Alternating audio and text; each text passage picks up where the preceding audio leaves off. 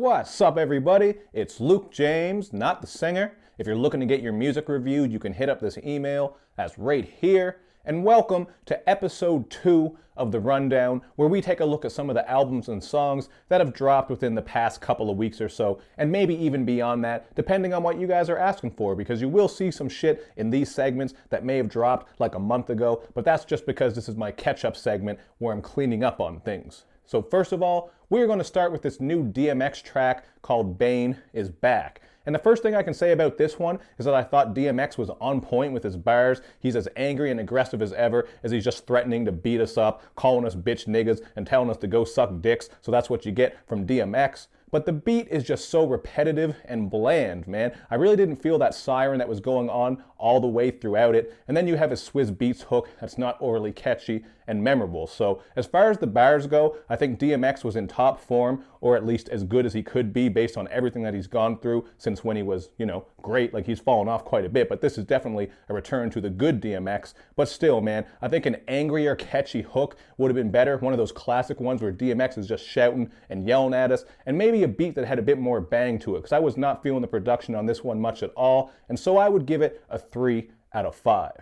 Up next, we're going to talk about this No Limit Boys album called We All We Got. And I wasn't going to review this shit at all, because I don't think anyone is really checking for Master P and No Limit these days. And that idea is definitely backed up by this recent article about how he got caught buying SoundCloud views, which is just, man, that is so sad, embarrassing, and depressing that it's gotten that bad for Master P. One of the biggest pioneers in the hip-hop game, an incredibly smart businessman, is now out here buying these plays. But after you've heard this album, it all makes sense, because this shit is just so unoriginal, boring, and bland. It's basically just generic, synthy, trappish style production, so some of the beats are alright if you want some bangers, and then you just have a bunch of auto-crooning and tuning throughout. I can hardly even tell the difference between all these new No Limit rappers that are strewn about throughout this album. It is just so unoriginal, boring, there's no creativity involved, and it blows my mind that Master P, like I said, a pioneer and businessman, it just blows my mind that he's not able to find maybe one artist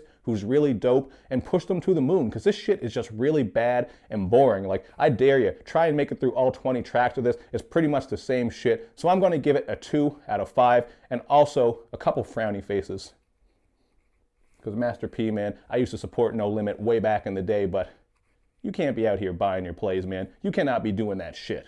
And now, I want to talk about Wiley's album, The Godfather. If you're not familiar with Wiley, he's a UK MC / grime artist who's considered to be the godfather or the king of grime. And I know the UK style isn't overly popular here in North America, especially in Canada, but I've really grown to like it more and more over the years because of guys like Kano, Skepta, and even Giggs, who put out a great album called Landlord that I really liked last year. But anyway, a lot of people were hitting me up to check this one out, and I thought it was really dope, man. You're definitely getting that classic grime sound with a lot of hard-ass beats that have these stiff drums. You're going to get those grime synth stabs, some blaring horns, and nasty string work. So there are a lot of grime bangers on here, and a lot of aggressive flows as well. So you're going to get some good bars, although content-wise, I didn't find this one too deep. You will hear a little bit about Wiley's come-up story, what he's been through, and how he made it from the Council Estates to being a rapper. And I also think that if you're from the UK, if you're more connected to this scene, you'll probably pick up on more stuff than I did. Because I notice whenever I review UK projects,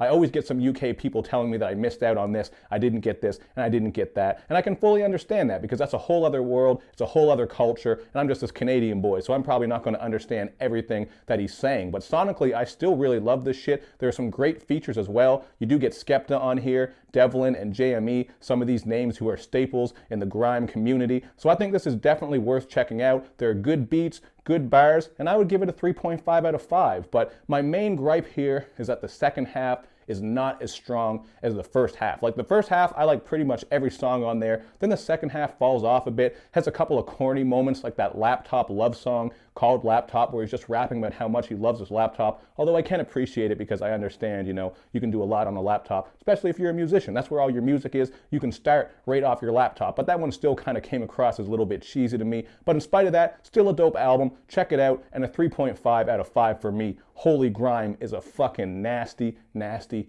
banger.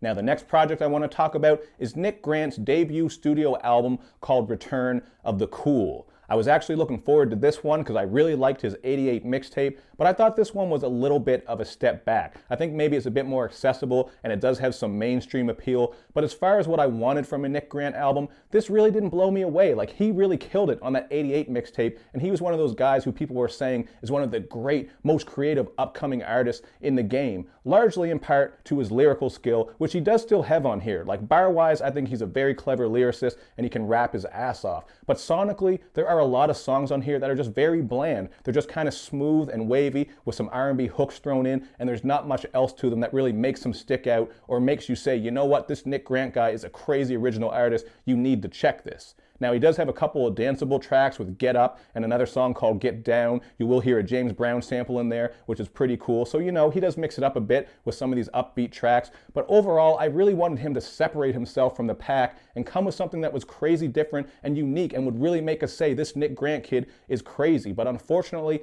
I didn't really get that. I thought the song Bouncin' just sounded like some sort of Drake, Logic, Big Sean type of track. Once you hear it, you'll know exactly what I mean, especially when you hear his cadence on the hook. So moments like that really turned me off, but there were still a couple of great tracks on here that I really liked. The song Gotta Be More stood out to me because of that neo-soul feel, that BJ the Chicago Kid hook, and also that third verse where he really gets political and calls out Trump and some of these celebrities, entertainers, athletes, etc., who are joining the coon train and backing him up, despite all the terrible shit that he's said and done about the community. Not going to get too political in here, but whatever. I don't want to talk about politics. That shit just always goes off the radar. But anyway, I appreciated what he was saying in that third verse, and I also thought that the song The Sing-Along was really dope. This one was produced by Organized Noise, classic production team who's been at it for many, many years, and the content on here has Nick Grant just rapping about this trap music that has taken over hip-hop with all the money, bitches, drugs, hoes type of content. So I like that he was touching on that, and he had a cool take on it because he does say that he shows love to these guys anyways because these are brothers who are just making some money, doing something positive, and providing for their family. So he's not hating on them. He just kind of isn't all in with that type of music and that content. It's just cool to have a rapper speaking on that and spreading that type of idea. I thought that was very interesting, and I do have to mention that he joins the Finger or Thumb Up the Butt Club on the song PPIPP because there's a line about spreading ass cheeks and putting his thumb in there. So,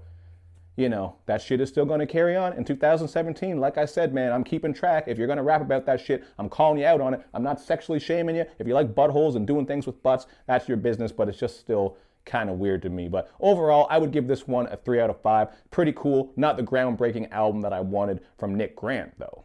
Up next, we're going to talk about King Crooked's album, Good vs. Evil. And I admit, man, I was sleeping on this one because the last King Crooked project I reviewed, Static King, was just so boring. He had the bars on there, some of the Static Selector production was all right, but overall it just felt a bit flat to me. And we all know Crooked I has bars. That's something that he always brings to every occasion. So I was glad that he still brought it on this project, but he also got some better production and came with a concept, which really does make this much more interesting than that last album of his, and definitely makes it better. So what the concept here is, you're sort of in a post-apocalyptic, futuristic landscape called Planet X, and King Crooked is basically your guide and just telling you about what's going on because the government fucked everything up. There's no grass around, people are killing each other, there's drugs, government has just gone crazy. So I kind of took it as him rapping about the way the earth could end up if we're not careful with all the pollution, with all the corruption within politics and all that type of shit. So I thought that was pretty cool. Not sure if that's exactly what he was going for, but as I listened through and heard the story, that's just my own take on it, and I thought that was very interesting as he came with that. I was a little bit disappointed that we didn't get an Exhibit verse because I saw him featured on a song, but all he did was talk. And it's the same thing with the Eminem feature as well. So if you saw him and were hoping for an Eminem verse, you don't get that. You just get a little bit of talking. But in spite of that, I think this is still a pretty cool project. If you like concept projects, you'll definitely want to check this out. But production-wise, even though the beats are solid, they really didn't blow me away. Like, there weren't a lot of songs on here that made me think, I gotta come back to this track and listen to it again. It was a very cool listening experience. The production is very bassy and gloomy in a lot of parts, but there wasn't an album that blew me away and had me thinking it was amazing. I actually kind of felt the same way about this as I did that Anonymous Vice City album, because both are concept albums, they're cool for the listen, the rapping is great, the production is great, but there's just something there that doesn't really blow me away. blow me away like that spit that just came out of my mouth. But still, I would give this shit a 3.5 out of 5. I definitely think it's worth checking out. A lot of people liked it more than me from what I saw, but that's just how I feel, man. It's not a project I'm going to come back to a lot, but I still think it's great. Sometimes that's just how it works out. And lastly, we're going to talk about this J. Cole song called High for Hours, which I think is definitely better than about half the songs on his last album, For Your Eyes Only. The reason I like this one is because of that smooth guitar production with the nice bass line and little twinkling keys throughout it. And even J. Cole's singing on this song is better than that whispery, croaky, raspy shit that he was doing on that last album. So right away, the production and the singing on this are fantastic. And bar-wise, I like what he's getting at because he's rapping about the hypocrisy of religion. He raps about when he met Obama and the discussion that they had. And he goes into a bit of detail about the struggle within the black community, how people can do better to make things better, how we can revolutionize, and these sorts of things. So I like that he's rapping from his point of view, just saying what he thinks, spits some of his experiences,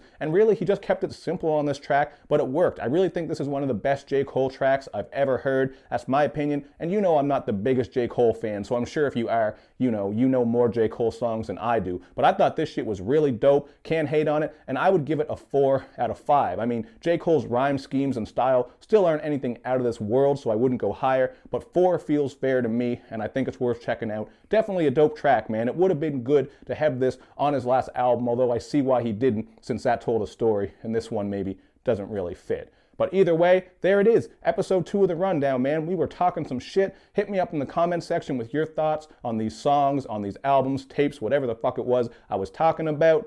And I will see you guys next time. Also, announcement, I am going to be doing a podcast very soon. Just had to throw that out there before I get away from this damn camera. I'm not sure when the date is going to be, but you'll see it pop up and it should be a lot of fun. Okay, now I'm done and I will see you next time.